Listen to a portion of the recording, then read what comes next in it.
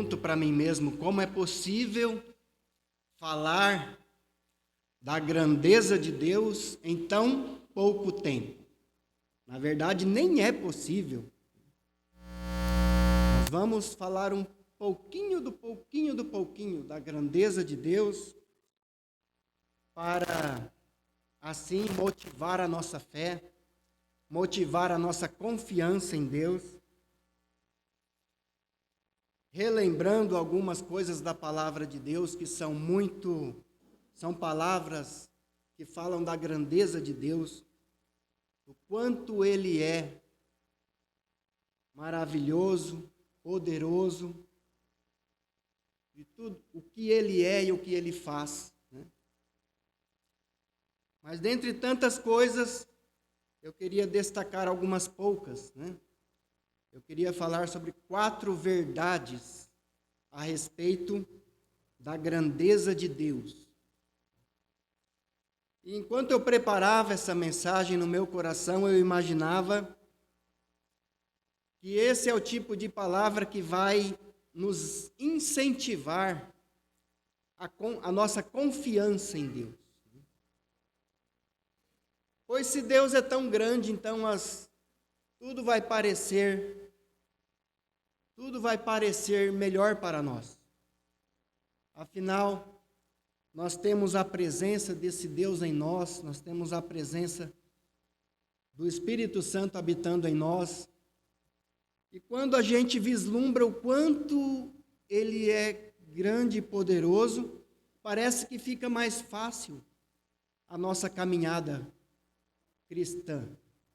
Parece que fica mais fácil a nossa jornada aqui nessa vida quando a gente vislumbra algumas coisas sobre essa grandeza de Deus. E a primeira grandeza que eu quero falar sobre Deus é que tudo é pequeno aos olhos de Deus. Tudo é pequeno aos olhos de Deus. Eu quero ler alguns versículos que estão em Isaías capítulo 40. Esses versículos, Isaías capítulo 40, primeiramente o versículo 12.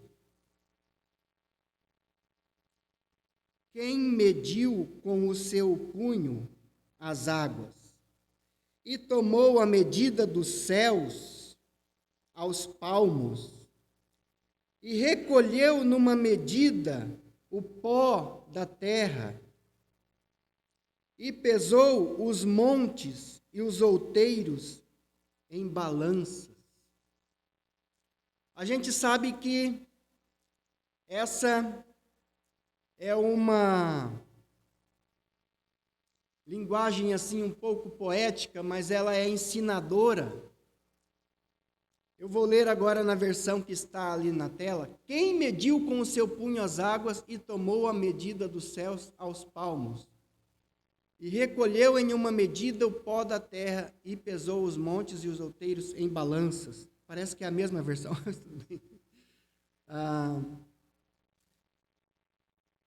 Mas ali está dizendo que Deus não tem dificuldade nenhuma de sondar o universo. Ali está dizendo que Deus mediu o céu com palmos. Claro que a gente não pode imaginar Deus fazendo assim com os palmos para medir o céu. É uma linguagem poética. Mas ali nos ensina que não tem nada difícil para Deus, que num vislumbre rápido, Ele já sabe de tudo. Numa contemplação rápida e fácil, Ele vê tudo e nada está escondido. Tudo é pequeno aos seus olhos, nada é tão grandioso para Ele. Ele é que é o grandioso. Nada é grandioso para Ele. Tudo é pequeno, tudo é minúsculo. Por quê? Porque foi Ele que criou. E o versículo 15. Eis que as nações são consideradas por Ele, como a gota de um balde, e como pó miúdo das balanças. Eis que lança por aí as ilhas como a uma coisa pequeníssima. Tudo é pequeno aos olhos de Deus. Deus olha as nações como uma gota de água, uma gota que cai de um balde. Você imagina uns pedreiros fazendo uma construção imensa, um edifício bem grande. Pensa quantas pedras, quanto cimento e areia, e quantos tijolos, materiais, ferro, tudo que foi usado naquela obra, toneladas e toneladas usadas naquela obra, e água, não dá para contar quanta água foi usada naquela obra. Imagina uma obra dessa, pensa uma gotinha d'água que caiu de um balde na hora que eles estavam construindo ali. Assim é Deus quando criou o universo, Ele olhou para esse planeta Terra e viu uma gotinha de água que caiu de um balde. Deus não está dizendo com isso que o nosso planeta não tem importância ou que não tem significado nenhum. Aqui está falando do quanto Deus é grande, que nada que Ele contempla é tremendamente grande para Ele, tudo é pequeno, porque diante do seu poder, da sua presença, tudo parece pequeno. Então, irmãos, eu me maravilho com essas palavras, porque elas são motivadoras. Elas nos incentivam nossa confiança em Deus. Imagina quando você se depara com um problema que você não pode solucionar. Então você olha para esses textos aqui. Aí você pensa, mas espera aí, para quem que eu devo olhar? Será que eu estou olhando para o lugar errado, para a pessoa errada? Eu tenho mesmo que ficar impressionado com esses problemas? Olha aqui o que a palavra de Deus fala sobre a grandeza de Deus e o poder que Ele tem. Será que eu tenho mesmo que continuar com medo? Será que eu tenho mesmo que continuar apavorado? Olha o tamanho desse Deus, que tudo é pequeno perto dele. O versículo 17. Todas as nações são como nada perante ele. Ele considera-as menos do que nada e como uma coisa vã. Tem uma versão que diz vácuo. Sabe o que é um vácuo? É um ar, é nada. É nada. Vácuo quer dizer nada. Então, se nós caíssemos na desconsideração de Deus, não existia mais vida na terra. Se Deus descuidasse por um momento da humanidade, não haveria mais vida na terra. E às vezes, quanta ingratidão a gente vê, né? De pessoas que têm de tudo, desfruta de força, saúde e bens que não consegue contar quantos são, mas com aquela dureza, aquela ingratidão no coração que não dá para entender. Não dá para entender como muitas pessoas não se humilham diante de Deus, que não reconhecem seu amor, sua grandeza, sua bondade. Mas aquele que tem essa presença de Deus, ele é grato. A Bíblia diz, se a gente tiver um teto para nos cobrir, estejamos contentes. Se a gente tem um teto para nos cobrir, estejamos contentes. Então, olha só. Então, se as pessoas, o que falta nelas verdadeiramente é a presença de Deus para fazer a diferença na vida delas. Não é o ter, o possuir ou o saber mas é a presença de Deus na vida delas é que faria toda a diferença. Né? Tudo é pequeno aos olhos de Deus. Tudo é pequeno. Não há problema que seja grande. Daí nós podemos tirar uma lição para nós. Não há problema que seja grande para Deus. Mas nós temos que admitir, às vezes a gente fraqueja diante de problemas, porque nós não tiramos os olhos deles. A gente se concentra no problema, a gente fica com o foco no problema, enquanto que deveríamos olhar a semelhança do que aconteceu com Pedro, né? Ele começou a olhar a tempestade, o mar, as ondas, começou a afundar. Ele estava olhando para os problemas. E bem frente a frente com ele estava Jesus. Ele tirou os olhos de Jesus e começou a focar nos problemas. Mas isso é parte da nossa natureza humana, nós somos assim. Um milésimo de segundo de distração e a gente já está olhando para os problemas e não para Jesus. Por que somos assim? Porque somos humanos. E graças a Deus, que Deus resolveu estender suas mãos, sua benignidade, seu perdão a nós humanos. O versículo 18 eu já li? Não. A quem, pois, fareis semelhante a Deus? Ou com que o comparareis? É uma pergunta retórica, uma pergunta de resposta óbvia, né? Ninguém é semelhante a Deus. Ninguém se compara com Deus. Quem é semelhante a Deus? Com quem eu vou comparar com Deus? De tão grande que Ele é. E eu me maravilho com esses versículos, irmãos, porque eu sempre volto, eu sempre recorro para eles. Eu sempre venho aqui recorrer para esses versículos, para eu relembrar para mim mesmo, porque nós somos assim. Nós precisamos relembrar para nós mesmos aquilo que nós já sabemos e precisamos relembrar constantemente. Porque essa é a nossa fraqueza. Nós esquecemos muito facilmente, nós enfraquecemos muito facilmente.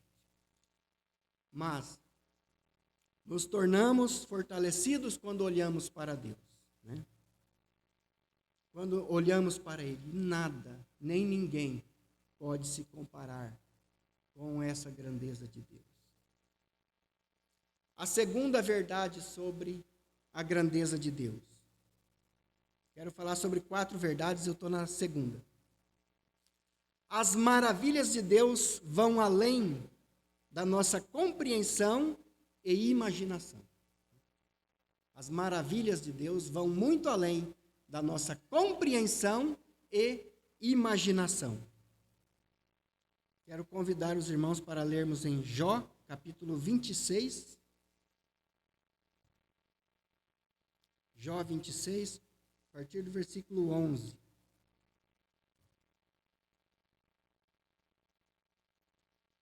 Jó 26, 11.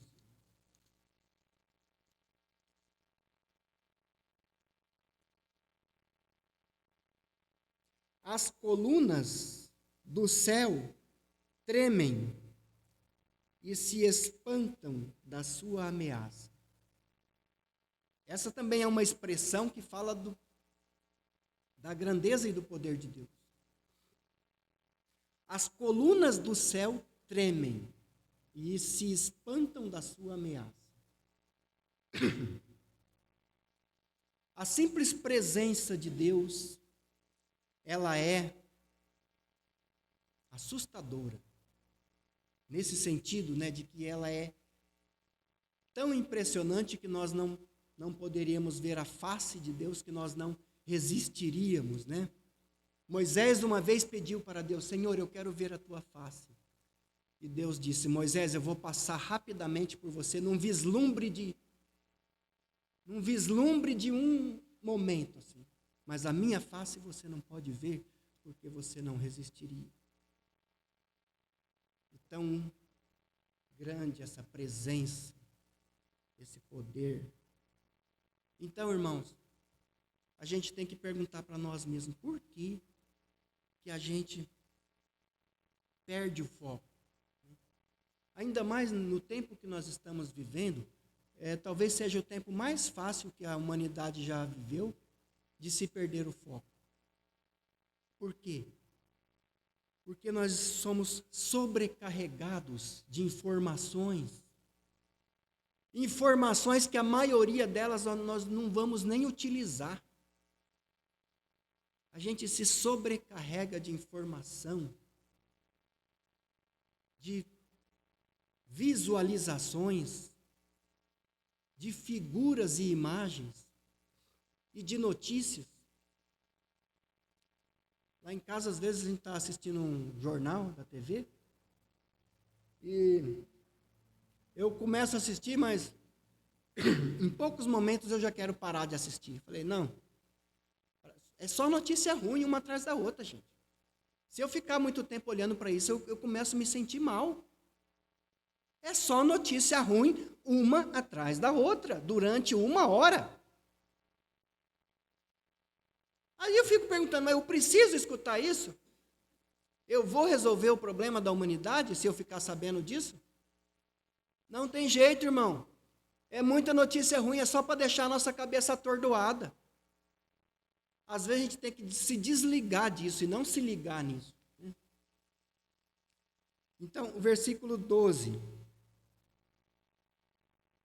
Com a sua força fende o mar, e com o seu entendimento abate a sua soberba. Versículo 13 e 14. Pelo seu espírito ornou os céus, a sua mão formou a serpente enroscadiça. Eis que isto são apenas as orlas dos seus caminhos. E quão pouco é o que temos ouvido dele? Quem, pois, entenderia o trovão do seu poder?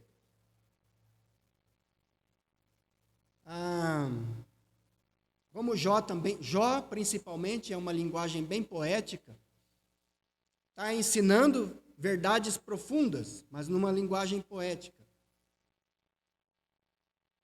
Também aqui nós temos que entender que, quando ele diz, isso tudo é apenas a orla dos seus caminhos.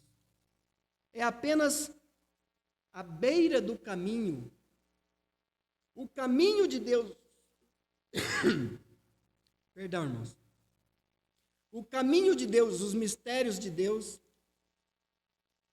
são indecifráveis.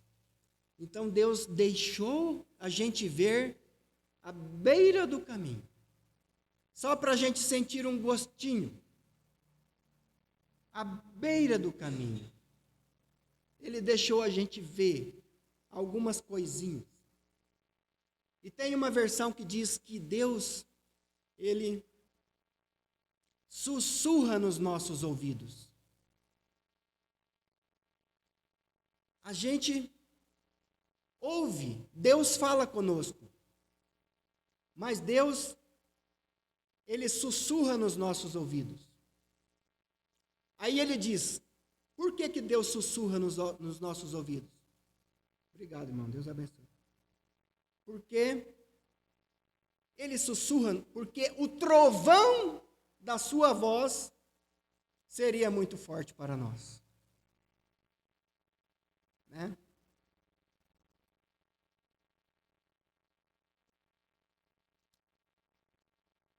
Eu estou recém me recuperando de uma gripe. Então os irmãos podem notar que eu estou com um pouco de dificuldade. Mas graças a Deus, né? Então tem uma versão que diz que nós temos ouvido um sussurro, um breve sussurro de Deus em nossos ouvidos. Então quando Deus fala com a gente, quando uma palavra toca no nosso coração, é um sussurro de Deus, bem leve, bem rápido, quase não dá para perceber, bem leve, rápido, um sussurro nos nossos ouvidos. Aí ele diz, porque quem entenderia o trovão do seu poder? Se Deus resolvesse trovejar assim, quem aguentaria? Né? Então Deus trata com a humanidade de um modo bem pequeno, bem pequenininho. A uma nação inteira de Israel ele chamou bichinho de Jacó, vermezinho de Israel. Uma nação inteira de milhões de habitantes ele chamou de bichinho de Jacó.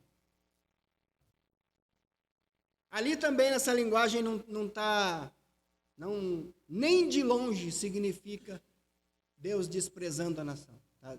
Mas é um carinho de Deus com a nação. Olha, bichinho pequenininho. E Deus diz: quando Israel era menino, eu o amei. Deus ama essa nação, né?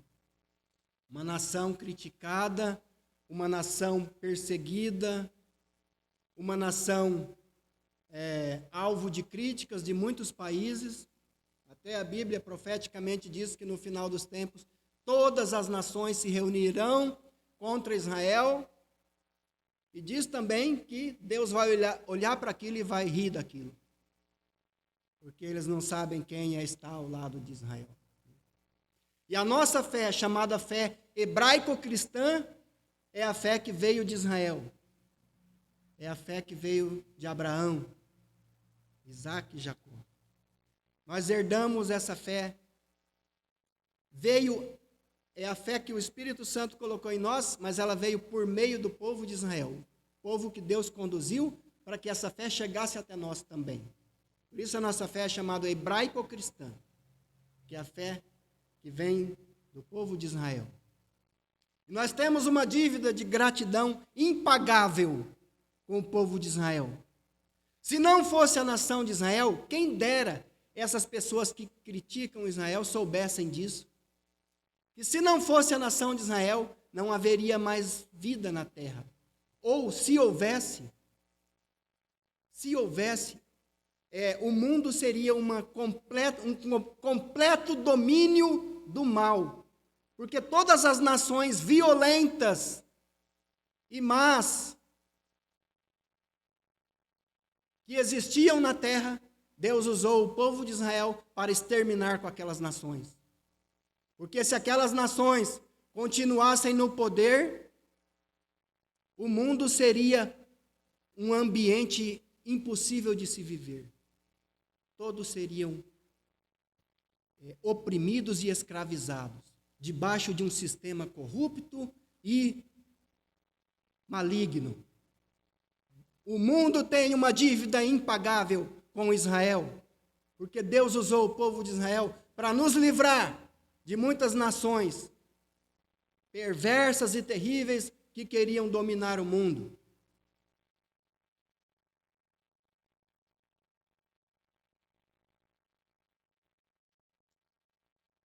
Terceira verdade sobre a grandeza de Deus. Nem mesmo o universo inteiro comporta a presença e o poder de Deus. Em outras palavras, eu estou dizendo o seguinte, que Deus é tão grande que ele não cabe dentro do universo. Por quê? Porque ele criou o universo. E a Bíblia dá indicação disso que eu estou falando. 1 Reis 8, 27.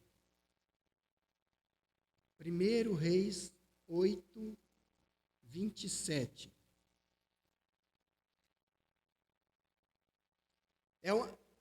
Essa palavra está dentro da oração que Salomão fez a Deus quando estava consagrando o templo que foi construído para adoração a Deus.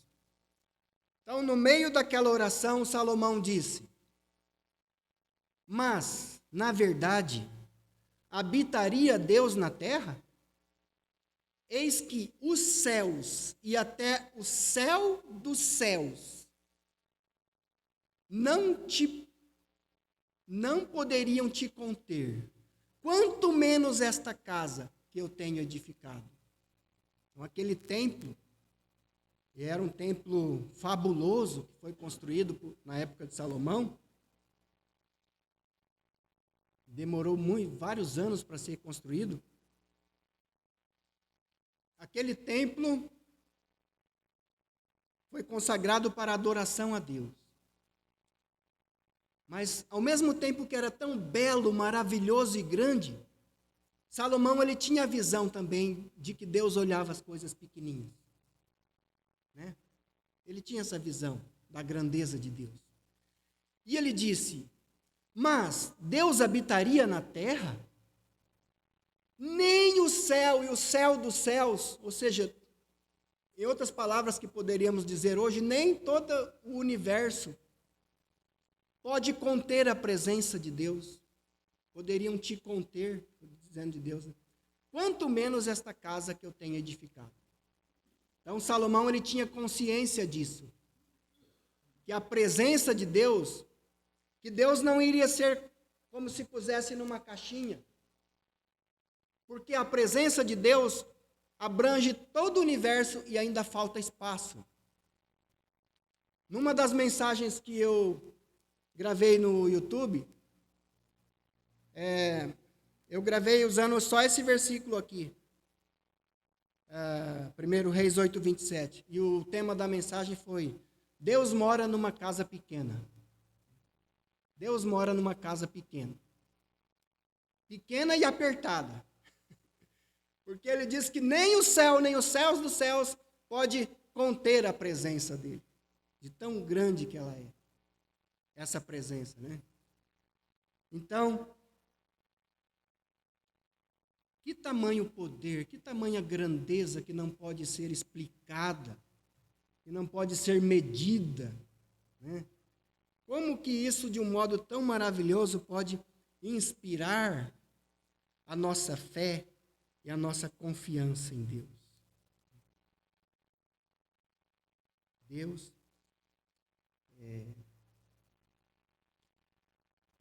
é maravilhoso, muito além da nossa imaginação.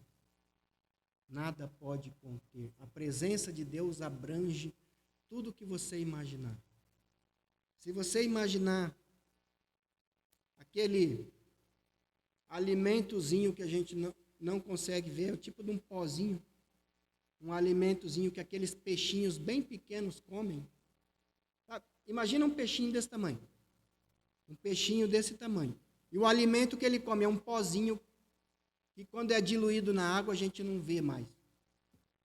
Agora imagina a presença e a consciência de Deus de tudo que existe e acontece no universo ao mesmo tempo, até mesmo daquele alimentozinho que aquele peixinho está comendo lá no fundo do mar, não está sendo ignorado da presença e do conhecimento de Deus.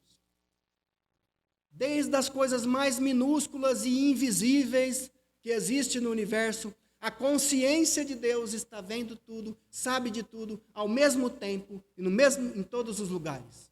É uma coisa que não tem explicação. Eu me lembro uma vez que lá no Instituto Peniel, lá em Jacutinga, Minas Gerais, o professor Jadir, ele dava várias matérias, eu não lembro em qual matéria foi que ele falou isso, acho que foi teologia, foi na matéria de teologia, porque ele dava várias matérias, né?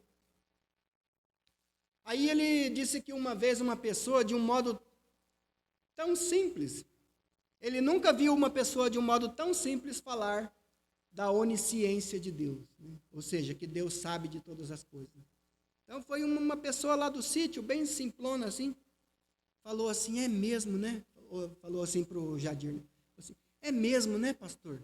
Deus, ele é tão poderoso, ele falando na simplicidade dele, mas essa simplicidade foi ao mesmo tempo tão sábia, né?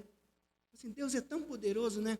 Ele é capaz de ver uma formiguinha preta numa terra preta, numa noite escura.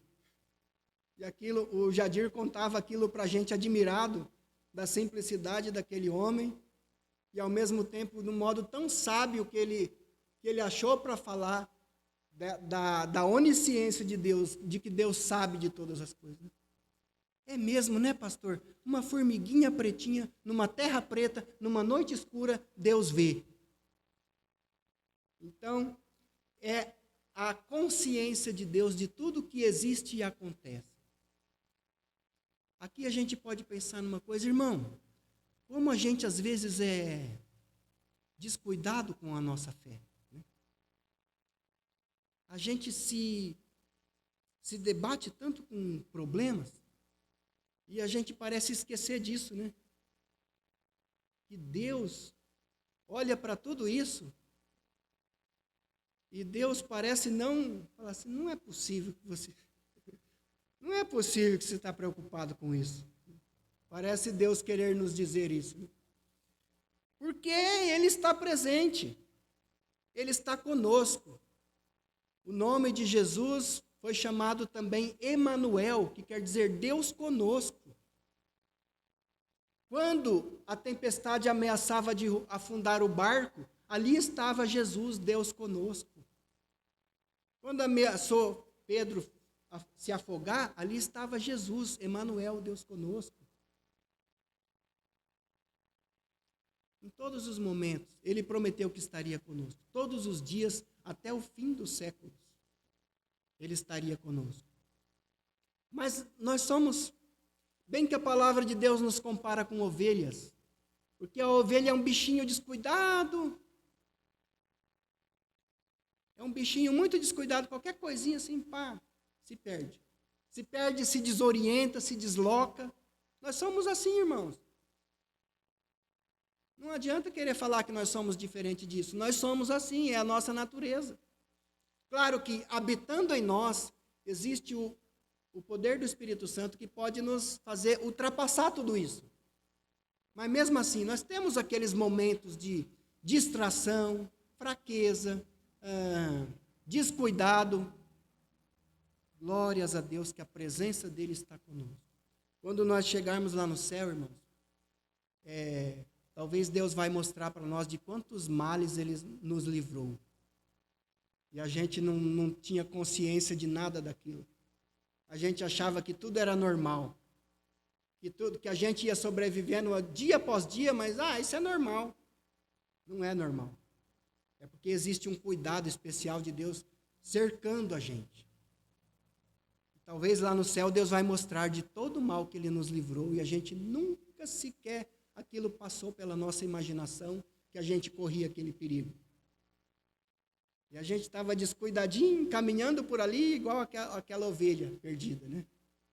E a gente nunca passou pela nossa ideia que aquilo era um perigo, que a gente estava numa má companhia, que a gente estava num mau negócio, que a gente estava num mau pensamento, numa má intenção. E a gente estava ali descuidado. Meu pai dizia assim, bobo igual peru novo. Meu pai que falava isso, bobo igual peru novo. Porque o peru velho, quando era véspera de Natal, ele já saía fora, né? Então, quando era peru novo, eu falava assim, isso aí é bobinho igual peru novo. Então, a gente fica descuidado, muito descuidado, e a gente não toma consciência do quanto o cuidado de Deus nos cerca, nos envolve.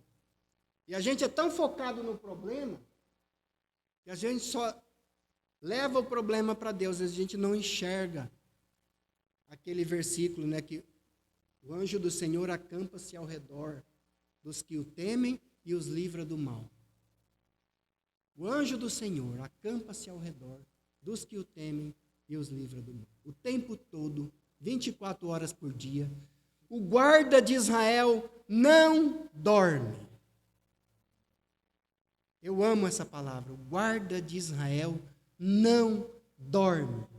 O Deus que cuida de nós não dorme, ainda que na nossa mente pareça Ele estar dormindo. Como Jesus estava lá no barquinho, dormindo lá num canto do barquinho, e a tempestade vem, e os discípulos começam a ficar apavorados, eles vão lá, sacode Jesus, ei, Senhor, o Senhor não percebe que nós estamos próximos de perecer? E Jesus bem ali do lado deles. E eles achavam que Jesus Estavam dormindo tão profundamente que não ia fazer nada. Ele estava apenas descansando por um momento. E os discípulos ficaram apavorados. Aí Jesus levanta, manda o mar se acalmar e manda a tempestade parar. E aquilo fica uma calmaria inacreditável. E você fica sem entender. Epa. Espera aí. Estava tempestade, a gente estava quase morrendo, apavorado. O que é isso? Cadê aquelas nuvens? E esse sol que agora apareceu? Então eles ficam de boca aberta, ali, sem saber o que aconteceu, sem entender. E Jesus fala, repreende eles mansamente, homens de pouca fé. Jesus repreende eles brandamente, homens de pouca fé. Então, irmãos, os nossos problemas nos distraem. Os nossos problemas fazem a gente tirar o foco. Faz a gente esquecer até mesmo que a presença de Deus nos acompanha, que o guarda de Israel não dorme. Não é maravilhoso saber que Deus não dorme? Pode parecer simples. Pode parecer que eu estou falando uma coisa já que o mundo inteiro já sabe. Mas não é maravilhoso saber que Deus não dorme?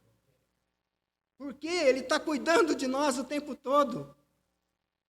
Isso é maravilhoso demais. O nosso problema é que a gente começa a tornar comum as coisas grandes de Deus. A gente começa a pensar que é comum. Jesus nos salvou.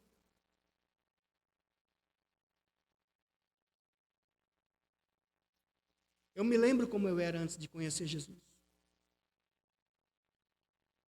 Ele me salvou, me perdoou, me tirou das trevas, me trouxe para a luz, me tirou do reino das trevas e me levou para o reino da sua luz. E a gente começa a tratar isso como se fosse uma coisa comum, mas não é. Não é comum, a salvação não é comum. É o maior de todos os milagres. É Deus salvar um ser humano, tirando-o das trevas e levando para a luz, tirando das mãos do inimigo e levando para o céu, para as mãos de Jesus, para os cuidados do sumo pastor das nossas almas, Jesus. Você sabe, irmãos, quando na Bíblia, quando Jesus diz, eu sou a porta,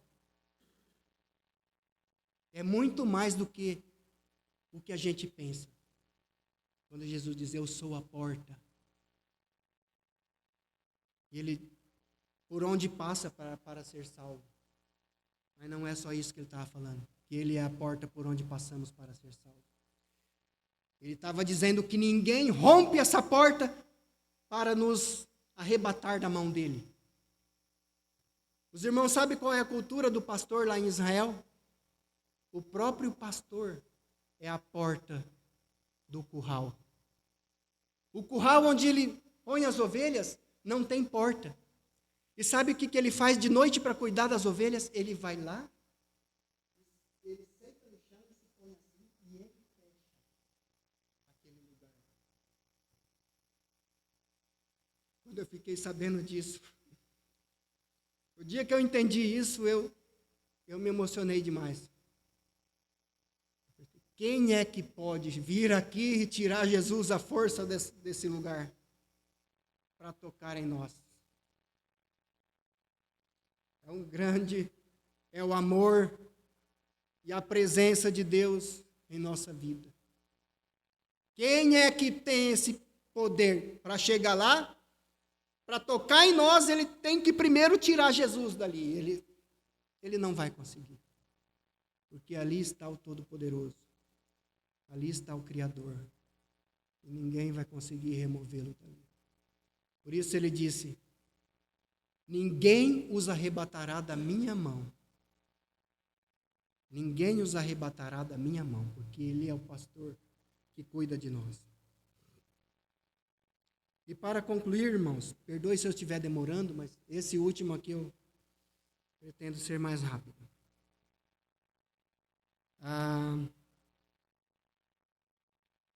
a quarta verdade sobre a grandeza de Deus. Quarta e última, né? Que eu, ao mesmo tempo aqui já vou fazer a conclusão, já vou terminar nesse quarto ponto aqui.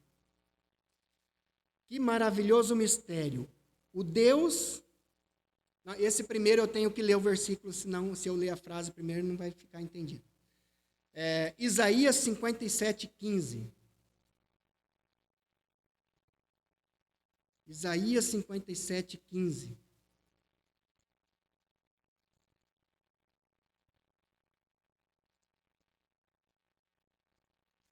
Olha aqui, irmãos. Irmãos, esse versículo, ele mexe demais comigo. Ele mexe demais comigo, esse versículo. Ele é um dos meus preferidos. Porque assim diz o alto e o sublime, que habita na eternidade e cujo nome é santo. Em um alto e santo lugar habito, e também com o contrito e abatido de espírito, para vivificar o espírito dos abatidos e para vivificar o coração dos contritos. Para mim, esse é o maior mistério. Sabe por que esse é um mistério muito grande, irmãos? Eu vou dizer por quê.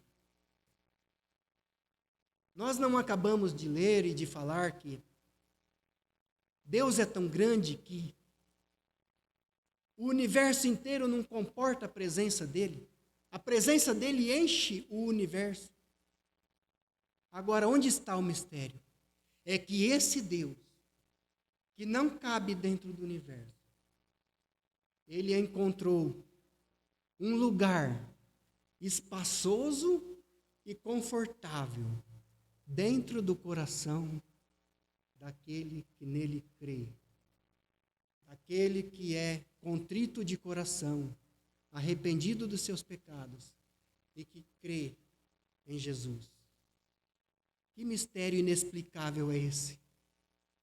O Deus que não cabe dentro do universo encontrou um lugar espaçoso e confortável dentro do coração. Como é que um lugar pequenininho Deus acha espaçoso e confortável? Sendo que o universo tão grande é apertado para ele, mas um lugar apertado ele achou espaçoso e confortável. O coração daquele que é contrito. Essa palavra contrito, abatido, significa muito mais do que a gente pode explicar. Vai além do que a gente pode explicar. Mas eu vou tentar explicar com minhas palavras. É aquela pessoa que ela não é contrito por um momento. Ela é contrito o tempo todo. O tempo todo ela é humilde. O tempo todo ela está acessível para Deus. O tempo todo ela está ouvindo Deus. O tempo todo ela está humildemente atendendo ao chamado de Deus. Ela tem uma sensibilidade que qualquer pecado, até aquele pecado que é considerado menorzinho, até aquilo faz ela ficar triste. Até aquilo faz ela ficar triste. Isso é ser contrito. É andar na presença de Deus, aborrecer o pecado, odiar o pecado. E Deus olha para essa pessoa contrita e fala: eu habito num alto e sublime trono, mas também no coração dessa pessoa contrita. Também é onde eu faço a minha habitação. Isso não é impressionante demais para nós, irmão? E a gente se descuida e começa a achar tudo comum. Começa a achar tudo comum. E tudo não é comum, irmão. É uma coisa impressionante, inexplicável. Em 1 Timóteo 6,16, a Bíblia diz que Deus habita na luz inacessível. Ou seja, que o lugar onde Deus habita, ninguém pode chegar lá. O único meio de chegar lá não é tentar fazer uma estrada para chegar lá. É Deus lá estender a mão e falar assim: Vem. Não existe outra maneira. Qual a diferença do Evangelho de Jesus e os demais? Muita gente não... Se eu falasse isso para um auditório bem grande das pessoas que hoje em dia estão por aí no mundo, elas iam me jogar pedra. Mas eu, pela fé, eu declaro, e declaro para quem quiser, né, que o Evangelho do Senhor Jesus é a única mensagem, é o único caminho, é a única salvação. Enquanto que milhares e milhares, irmãos, não existe 10, nem 100, nem 1000. Existem milhares de religiões e sub-religiões no mundo. Nenhuma delas representa o que Jesus veio fazer aqui em sua missão, nos salvar. Por isso que nós dizemos, nós afirmamos até a morte, que Jesus é, sim, o único caminho, o único Salvador. E nós damos a nossa vida por essa verdade, se preciso for. E acontece, irmãos, que para nós estamos em família. Eu falar isso aqui para os irmãos, nós estamos em família, nós estamos aconchegantes aqui. Mas vai falar isso para um grupo de pessoas que resolveram dar as costas para Jesus. Elas vão dizer, não, cada continente do mundo existe o seu Messias. Jesus é só um. E nós afirmamos até o fim que Jesus é o único Salvador e Senhor. O único caminho para a salvação. E ele habita em luz inacessível. Por isso que as religiões não conseguem tocá-lo. Eles fazem regras, normas, para seguir aquelas regras, seguir aquelas normas, mas não vão. Estão tentando construir uma escada para chegar ao céu. Mas a salvação não é uma escada que o homem constrói para o céu.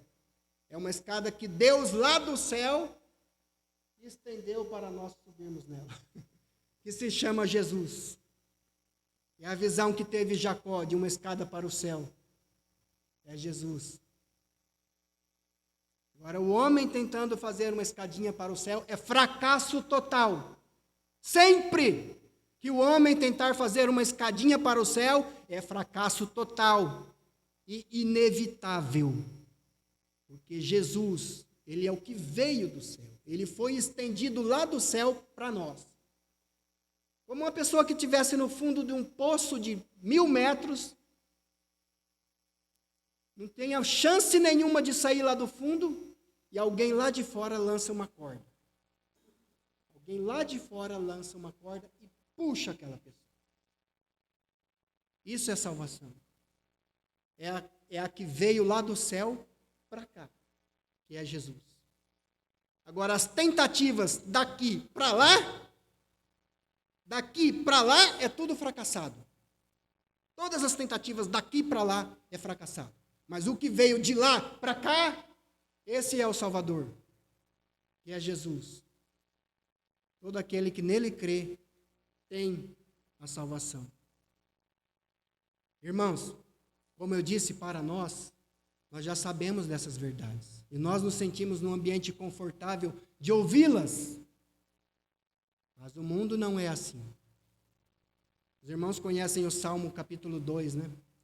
Onde diz ali, onde profetiza ali que as nações vão se reunir contra Deus e vão dizer assim: vamos sacudir de nós essas cordas. Quer dizer, vamos sacudir de nós essas amarras. Ou seja, nós não queremos mais falar de Deus. Isso já está acontecendo e nos próximos anos vai ser ainda mais forte. Eles vão proibir, através de leis, tudo que é de Deus, tudo que se fala de Deus. Já tem um cochicho aí que não pode falar, mas nem Deus abençoe, o professor não pode falar na escola. Estão querendo implantar isso daí. Então, como eu disse, para nós, essas verdades, elas nos alegram a alma. Mas as mesmas verdades que nos alegram a alma incomodam o coração de muitas pessoas que não amam a verdade e não querem que a verdade seja estabelecida. Mas, glórias a Deus que, pela graça de Deus, nós somos salvos. E por meio da fé, Deus estendeu a oportunidade de salvação para a humanidade através de Jesus. Quem nele crê será salvo. E sabe por que nós somos o único grupo no mundo que incomoda? Porque todos os outros já concordaram que pode fazer diferente, que não tem problema. Todos os demais já concordaram, pode fazer diferente, que não tem problema. Nós não. Nós somos insistentes com a nossa fé. Não tem diferente, não. É só Jesus. Não tem outro Salvador, não. É só Jesus. Não tem outro caminho, não. É só Jesus. Então nós nos tornamos chatos e insuportáveis aos olhos do mundo. Glória a Deus que eu continue assim até o meu último dia. Para o agrado de Deus, ainda que não seja do agrado de muitos homens, muitas pessoas. Mas para o agrado de Deus, que eu continue assim até meu último dia. Deus abençoe, que essa palavra seja inspiradora para termos uma semana de muita bênção, a presença de Deus em nossa vida, que a palavra de Deus encha nosso coração, nossa consciência, que a palavra de Deus encha a nossa mente, que a palavra de Deus habite ricamente em nós, como diz lá em Colossenses, né? E que o Espírito Santo nos fortaleça cada dia que nos depararmos com dificuldades, por mais grandes que pareçam, nós vamos nos lembrar da grandeza de Deus, que vê tudo minúsculo aos seus olhos. Nós vamos nos lembrar disso cada vez que o mal vier nos afrontar, cada vez que o perigo ou a dificuldade vier nos insultar, nós vamos lembrar, Deus é tão grande que, você é dificuldade, eu preciso de um microscópio para te enxergar, mas Deus é tão grande. Que Deus nos abençoe e nos dê uma semana de paz e de bênção. Amém?